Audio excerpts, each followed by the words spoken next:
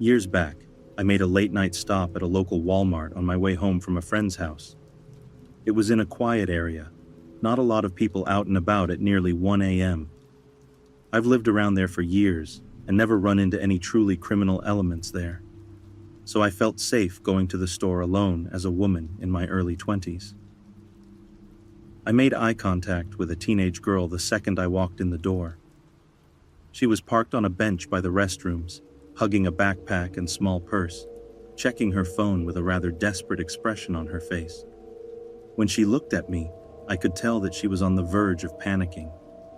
After a brief second of staring at me, she went back to checking her phone and making phone calls. At the other end of the bench was a white-haired man in jeans and a t-shirt. If I had to guess, he was probably in his late 50s or early 60s. Altogether, nothing appeared off about him. But what struck me was the fact that he never looked up as I passed. Instead, his eyes were absolutely glued to the teenage girl next to him. Not in a passive way, but like he was sizing her up for something. She was perched on the edge of the bench, angling herself away from his gaze and leaning away from him. Her body language screamed that she wanted nothing to do with him. Something about him set off warning bells in my head as I went about grabbing the items I had stopped for. I'm normally the type of person that mills about stores aimlessly, making a point to wander each aisle just to see what's for sale. That night, however, I felt a pressing need to get in and out of the store as quickly as possible, and something in the back of my head told me to keep an eye on the man on the front bench. I moved my knife from my purse to the front pocket of my jeans, where it would be easily accessible. That's how uneasy I felt being in the same building as this man. As I purchased my items, I watched the pair on the front bench. The man had moved halfway across the space between them and was trying to chat with the young woman.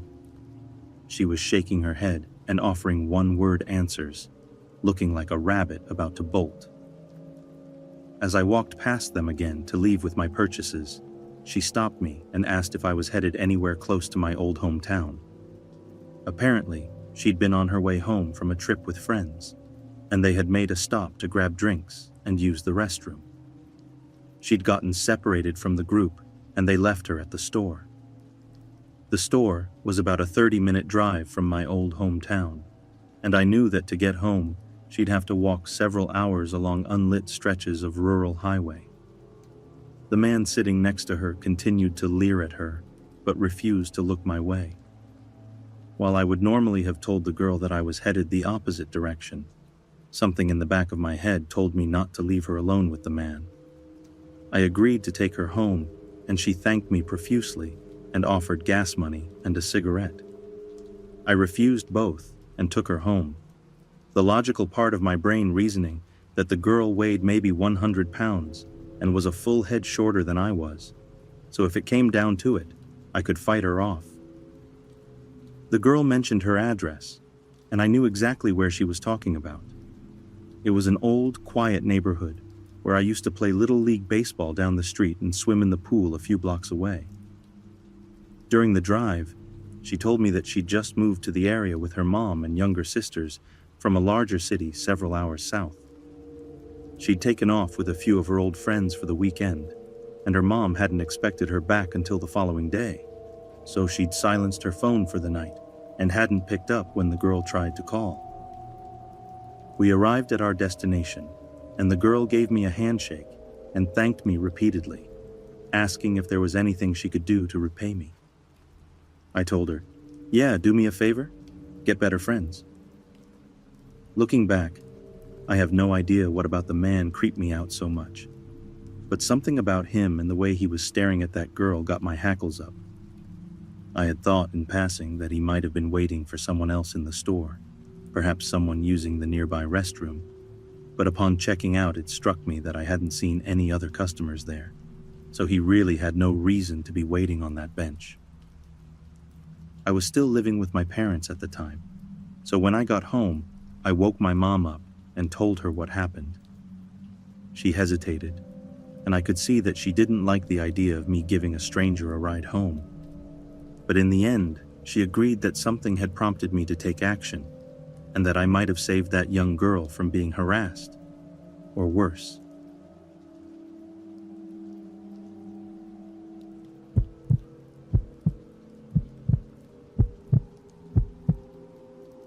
When my son was a baby, my mother-in-law would watch him for us while we worked. Because my shift started at 6 a.m., I would pack the baby up early to drive him to Mill's house and turn around and go right to work. It was about 1.5 miles from Mill's house, and I would travel the main road. One particular morning, I drove, traveling south, approximately 5:15 a.m., to drop the baby off at my Mills. It was mid-October, and the sun wasn't quite up yet. Near the side of the road on the opposite side, I noticed an older model black vehicle sitting with no driver or passenger.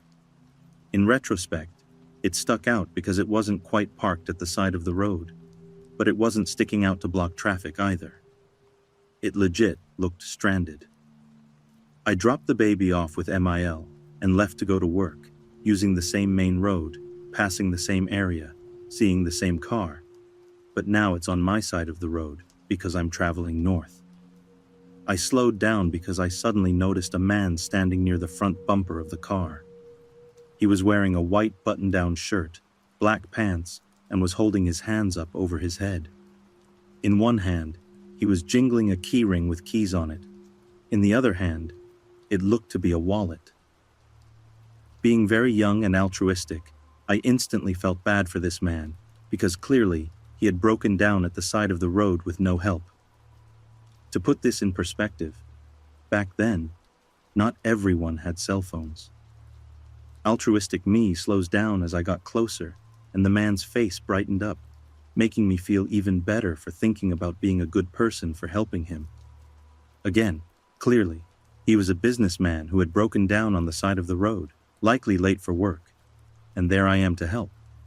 Right?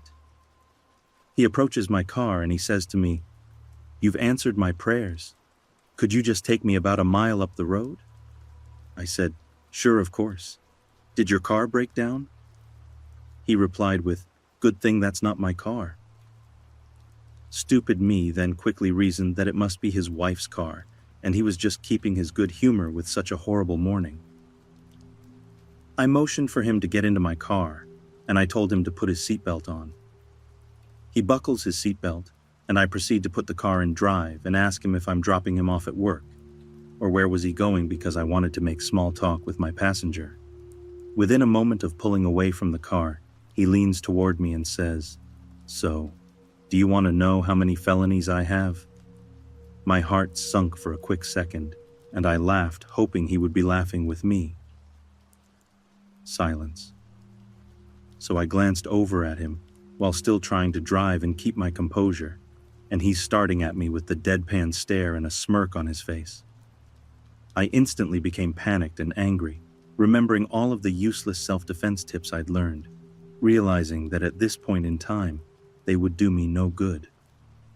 I was in a vehicle with a stranger that I willingly let into my car. My hands got tight on the steering wheel, and before I could get another thought through my head, he said to me, "Why did you think that was my car on the side of the road? I'm not allowed to have a license, let alone a car, you dizzy little girl." And he was laughing, the most horrid laugh I'd ever heard. I slammed the brakes on as soon as he called me a dizzy little girl. There was barely any traffic, although I was hoping a car would have rear-ended me to signal police help anything. From the pit of my soul, I screamed, "Get the fuck out of my car, you motherfucker, or I'll stab you." I didn't have a knife, and I don't know why I said what I said, but he unbuckled his seatbelt and dashed out of my car. I was so shaken and peeled off as fast as I could. I went straight to work and shared the morning's events with my coworkers. I'm shaking right now typing this out. I could imagine the mess I was by the time I got to work. I was crying a lot. It was so horrific. After my shift, I went back the same road so I could pick the baby up from Mill's house, and that car was still there in the same spot. I pulled into the gas station and asked the cashier if she knew who that black car belonged to, and she said she had no clue. It had been there the day before, but someone must have taken the white rag off of it, or it blew away, because it was gone now. A white rag tied to a side view mirror or car door handle means there was a mechanical issue, and please don't give me a ticket signal. I don't know if this is a national trick for motorists, but that's what people do where I'm from. I couldn't tell the cashier what happened that morning, due to pure embarrassment. So I went to pick my baby up from my MIL's house and went home. I didn't take that main road again for a very long time.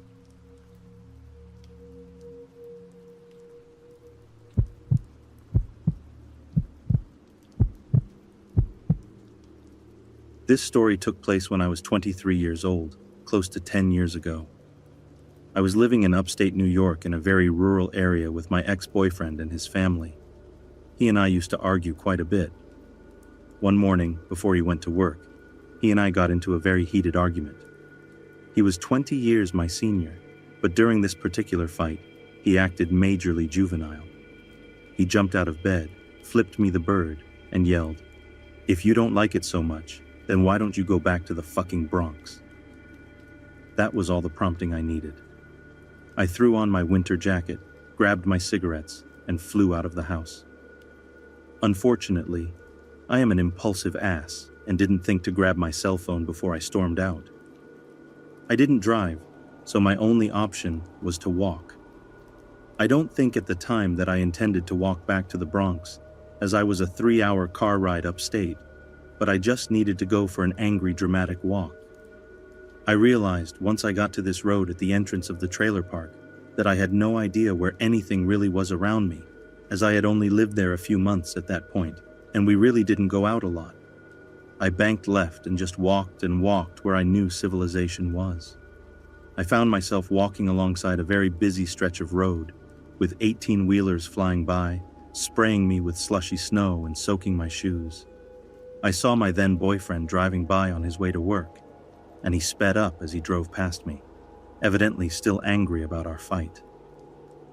I thought for sure he was going to turn around at some point, but he never came back. I pressed on, deciding instead to try to walk to my best friend's mother's house, which I knew to be in the same town. It started to snow, and I was losing momentum. I passed by a VFW, where a nondescript pickup truck was parked in the driveway. It wasn't until I had passed it that I even realized the driver was in the front seat. He called out to me, "Hey honey, do you need help?" My stomach churned, realizing I would have to accept this stranger's offer. I approached his truck slowly and tried to weigh out my options. He was a clean-cut, seemingly normal, older white guy. Gray hair, greenish-blue eyes, just average.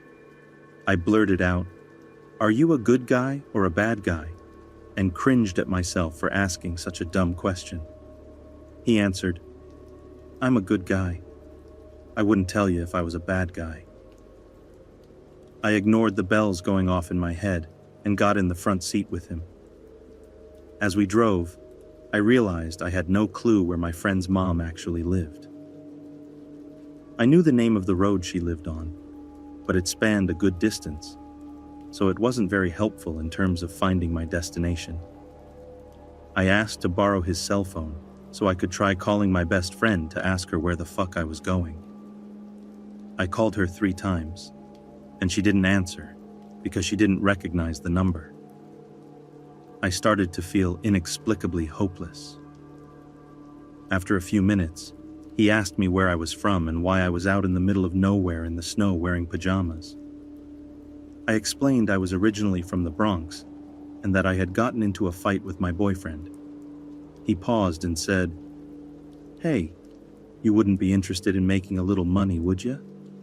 I chuckled nervously and said, "Oh, no thanks though." He responded, "Well, I just figured since you said you were from the Bronx," and trailed off.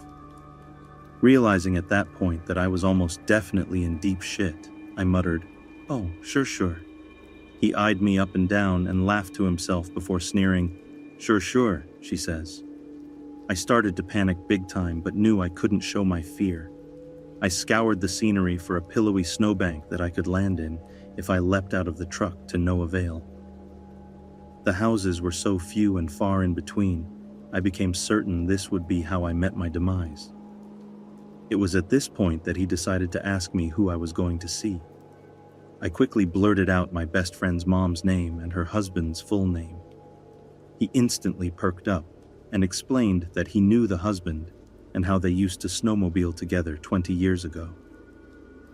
I felt the greatest wave of relief when he explained that he knew exactly where his old buddy lived.